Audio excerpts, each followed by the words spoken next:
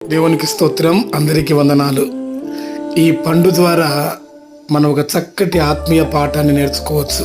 పౌలు గారు ఎఫెసీ పత్రిక 4వ అధ్యాయంలో అంటాడు, సమాధానమును బంధము చేత ఆత్మ కలిగించు ఐక్యము కలిగి ఉండమంటాడు.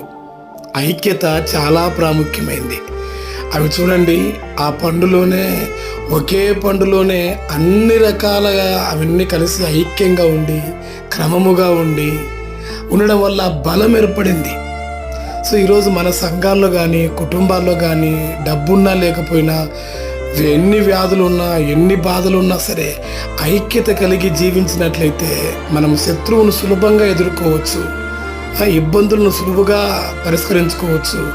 అందుకే దయచేసి ఐక్యత కాపాడుకుందాం, ఐక్యత కలిగి ముందుకు సాగుదాం, బలంగా ఉందాం, బలవంతుని చేతిలో బాణాలుగా ఉండి అపవాదిని ఓడిద్దాం. అట్టి కృప దేవుడి